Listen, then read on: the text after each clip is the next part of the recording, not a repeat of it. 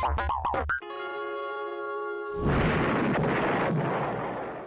and welcome to WDR TV. I am your host, Mike B. Hello, another new week. Recently just dropped a video which was the tour of the bunker.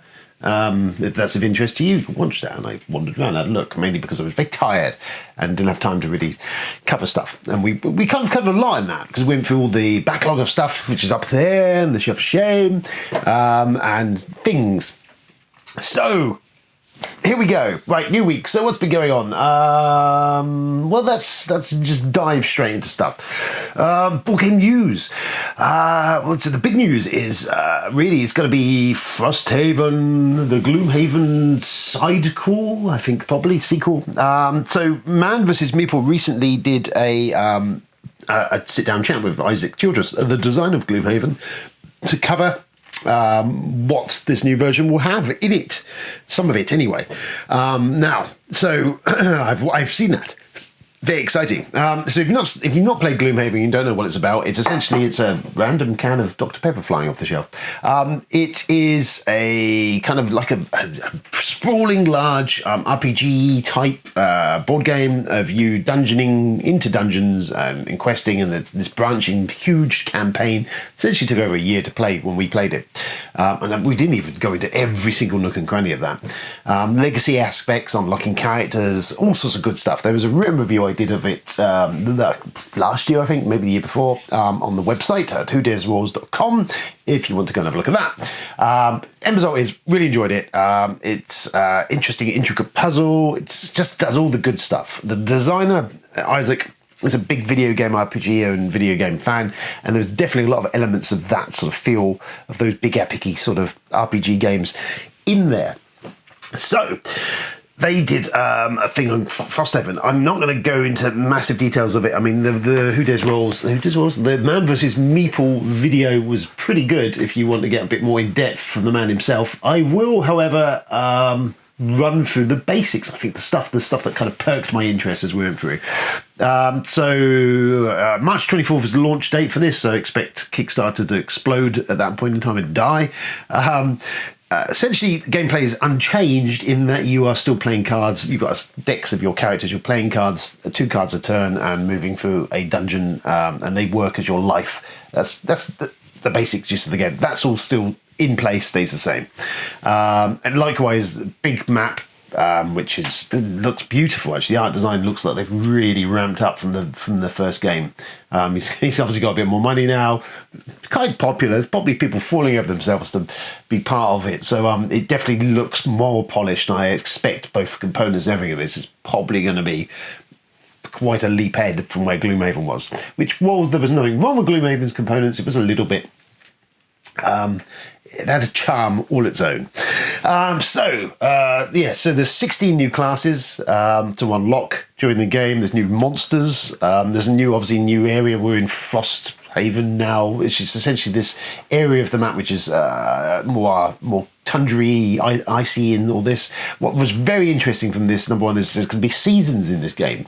So every 14 turns of the game, when you return to the town, there will be a seasonal change. It starts in summer and goes to winter, and there's 2 different decks you're affecting you when you're traveling and doing stuff in those 2 seasons. With the winter seasons being much harder and tougher and nasty. And the whole point is, during the summer, you should be doing is developing your homestead, your town. So there is town building in this, whereas the other game, you were kind of putting stickers down on the map and kind of broadening the area of Gloomhaven in the original game. You weren't really doing much development of the town. You were putting some money into it, and there was a certain little bit of that in there, but really not a massive amount. Whereas this looks like he has bolted on essentially a whole sort of this town building edge of it, where you develop the community, the town, more buildings, more defenses. You're building defenses up against these attacks that are coming in the winter, and more buildings, which will give you more skills, more characters, and so that all sounds pretty cool. One of the big points of Gloomhaven, which is great, is when your character retired. So after you've done so many quests and completed personal quests, your character would retire, and they would then maybe appear possibly in your later adventures, but essentially you then kind of opened a new class and you played a new character, which is kind of cool. In this, that is in place. However, when your guys retire in this, they actually set up shop in the town. So they will then have a shop which essentially can unlock more characters, more materials. There's crafting in this, so you can now craft equipment, which sounds very cool. So all of that is the same. What he hinted at as well is about a third into the adventure, you will find a book of puzzles, like an escape roomy, puzzly cipher thing to decode, which essentially during the remainder of the campaign, and you have to complete kind of everything to be able to decode this book, which will give you hints and tips on, well, we'll give you more quests and more art story and more stuff. We don't really know. I mean, it's kind of vague at the moment. But yeah, that's going to be an extra big puzzle that you can get your teeth into and resolve. And he said it's going to be hidden, scattered in like maps and art and descriptions and stuff. So something else to mull over. It sounds cool. There was a touch of that in Gloomhaven, which wasn't really, I don't think, fully implemented. There was a hint of it, and some of it was still left hanging at the end of the campaign. So that's interesting. Other than that, you are up against 3 factions. The idea of the main point of the game is this is 3 enemy factions that are attacking Frosthaven, and during the duration of the game, what you're essentially trying to do is make peace with these, to limit the attacks and bring harmony to the area. So there you go. That is, in a nutshell, what came out of that video from Man vs. Meeple. Certainly have a look at it.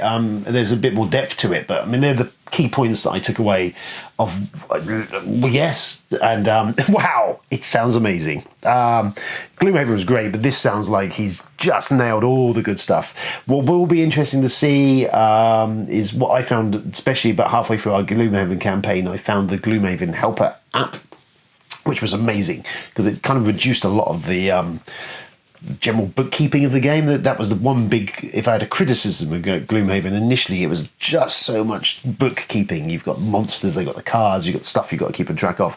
The app, the Helper app, that's I think was developed completely separate of it by someone who should be given a medal or something. Yeah, so that was great. So hopefully there's implementation straight off the bat for that. It give you the option if you want to go down that route, because it just sped up the game, made things much more easier, less of a table hog, and was a great addition. And if he's got any sense, he should possibly have brought up those guys, brought them on board, got them inside, and have that from day one as an option. I also hear that there's so this is Frosthaven. Leading kind of from that into there's a really cool app that I looked at the other day, which is Foreteller.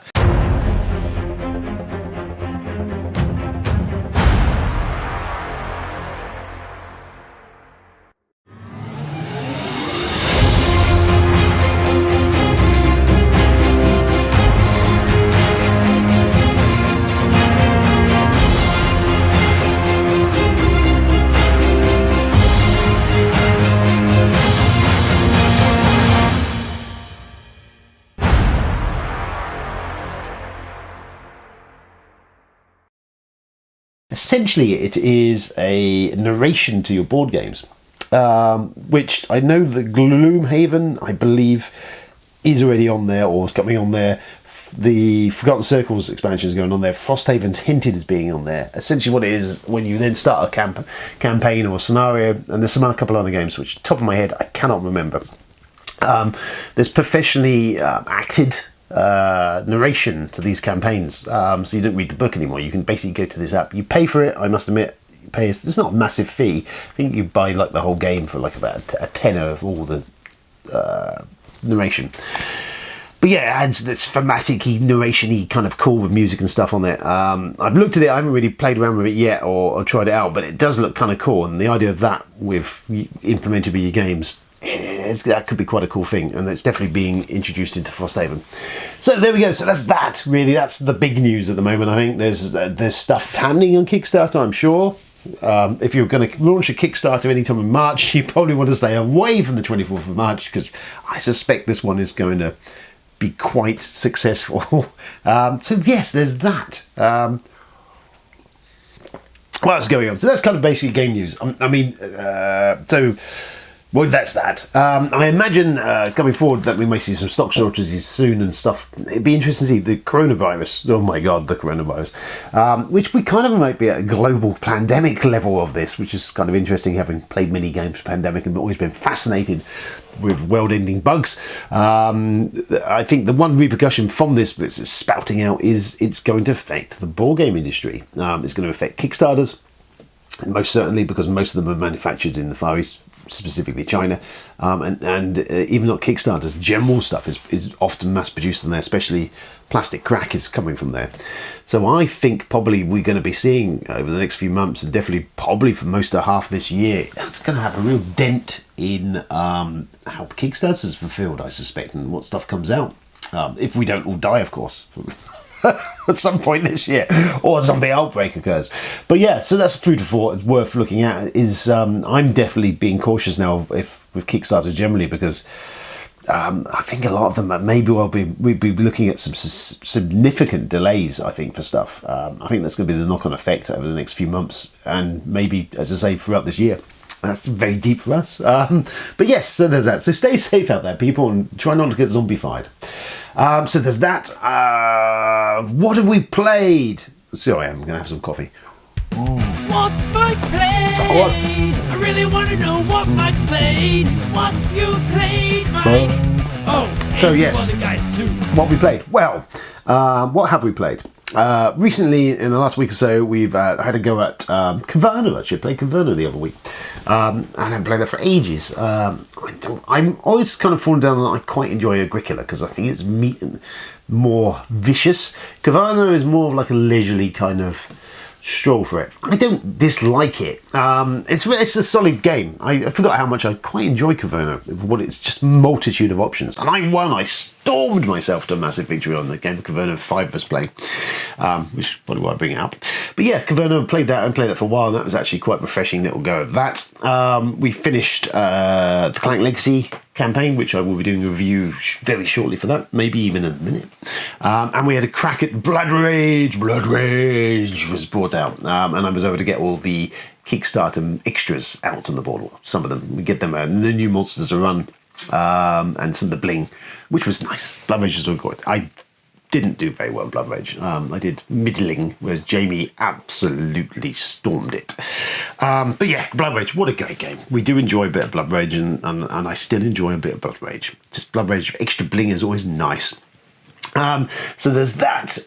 Coming up, as I say, we've got a bunch of stuff going on. I need to get the Clank Legacy review out. There's a bunch of stuff I promised before that I still haven't done. Hopefully we'll get some of that done. Geode I need to review, which is a tile lane game.